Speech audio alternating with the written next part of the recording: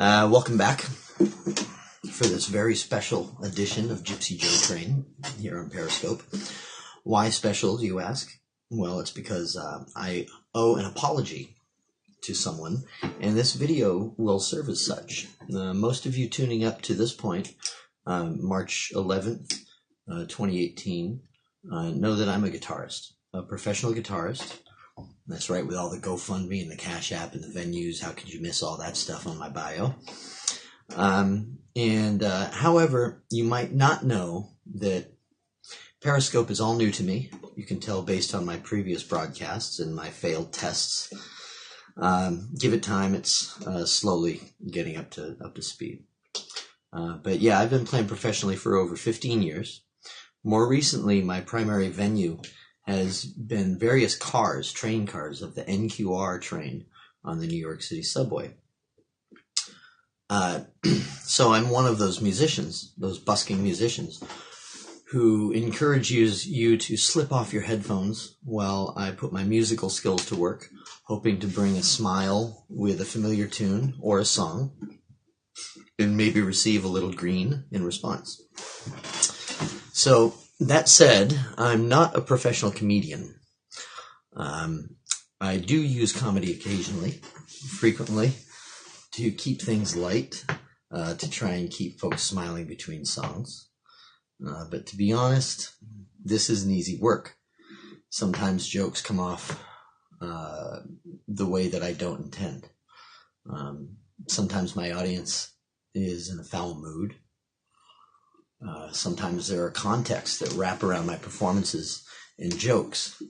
And in the process, they either get an extra boost, or they get misunderstood, or misconstrued completely. Ergo, the need for this apology. You see, sometimes a song I love is one that might be a little odd for someone like myself to sing. Like when living in a gendered society, and there's a great song originally written by or for a woman, and here I am, a cis man, playing and sometimes singing it. And one such song that I love is a song by Carole King called "You Make Me Feel Like a Natural Woman."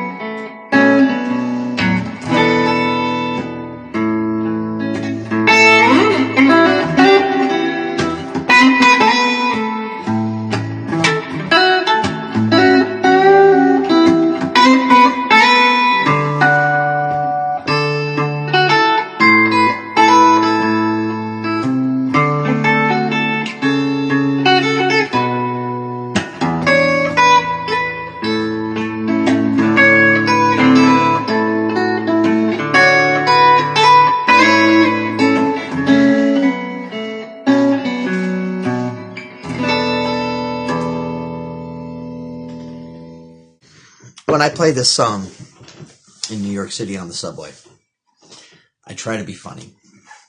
I usually have this joke ready. This song is dedicated to Caitlyn Jenner's surgeon. It might not be all that funny to some people. Remember, I'm not a professional comedian. But recently I misspoke while telling the joke twice. Right in a row, on the same car within just a couple moments of each other.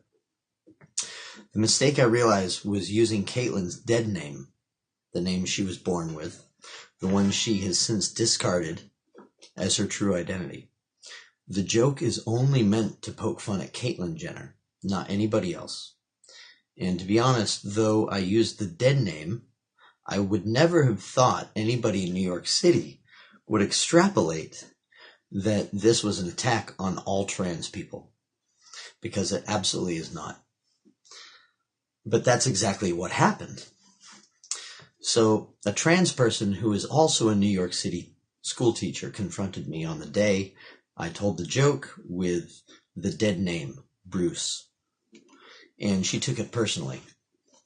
So I hereby apologize for any anguish or triggering that I caused the teacher in question.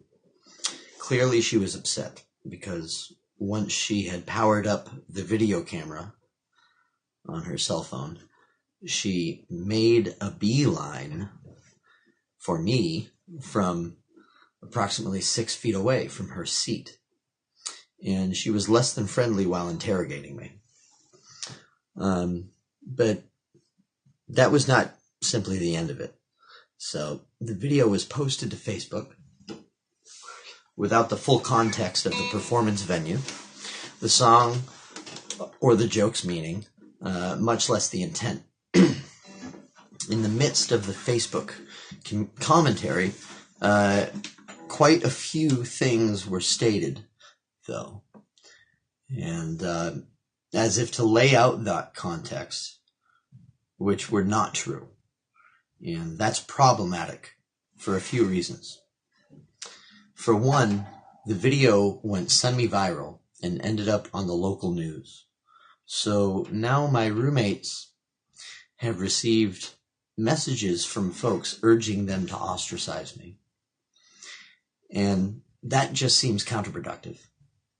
Plus, in this day and age of heightened hostility across the political spectrum, a false portrayal of what actually happened does not help us find common ground or mend wounds or seek to understand each other better. In a leaned democracy, I think those are things we should be striving towards. Let's be clear, I don't take it personally when people make fun of Donald Trump. Yes, he's a cis white asshole, and sometimes so am I. But I am not looking for global domination or the dissolution of the foundational institutions of our very democracy. I'm not someone who wants to see him as president, much less have him be my landlord. Likewise, I meant no offense to anyone by playing that song and telling that joke. The only person I was trying to get a chuckle off of was Caitlyn herself. The person who took forever to come out of her privileged space of money and fame. That's right, the same person who supported Donald Trump and still stands by that. Yes, that one trans person, that one woman, not all women. Again, I apologize for offending anyone. My timing was wrong. I don't hate trans people. I've recently had 2 roommates at different places in their own transition. And I've been learning more about what that's like for almost a year. As a bi person of my own, right, I know more than a little stigma is there in the way society sucks on queer and trans issues. I'm not trying to be part of the heteronormativity, that hierarchy of graduated glass ceilings. I'm really not. But I'm not one to underappreciate our collective right to free speech. What I learned in school is that we all have the right, and we should make use of it responsibly. I hope to the whole universe that this is not lost on our New York City teachers. But yeah, it goes for me and my jokes as much as the Facebook posts that deride and misrepresent me. Again, I'm sorry that I offended you, Miss New York City school teacher. Even though you've metered out your form of social media, judge, jury, and conviction, the fact is, I'd rather, as I offered that day, to sit down and address our common humanity, on the need and place for humor in our society, to sit down and speak of the dynamics of bullying and the ethical use of it by folks who are usually its target. But based on the Facebook posts, I'm guessing that won't happen anytime soon. So, as a token of my sincerity, having lost the opportunity to do right by the school teacher in question, here's what I'm doing. First, I am making this special edition broadcast and apologizing on my social media platform of choice. Second, I am offering a special donation in the name of this teacher to an organization that will put it to great use, the Red Umbrella Project, located in downtown Brooklyn. So here's how it's going to work. Anybody watching right now, or watching the replay even, can go over to my GoFundMe campaign. The title is Gypsy Joe's Busking Campaign Fund. No, Busking Collection Fund, forgive me. I have a bad habit of misspeaking. And if you put in your contribution, make a note in the comment or the description, put pro-trans. Put the term pro-trans somewhere in the message. And for all of 2018, every month, I will tally up all of the donations that are made with that phrase in the comments. And I will put 100% of the proceeds to Red Umbrella Project. That's 100% for folks that want to redirect from my usual earnings to this organization, Red Umbrella Project. And to close out this session,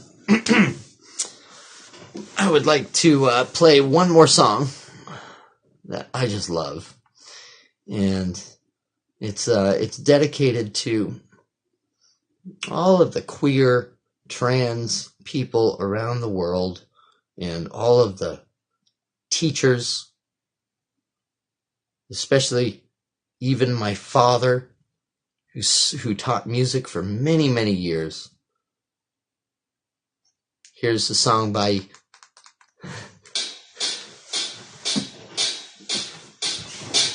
Aretha Franklin.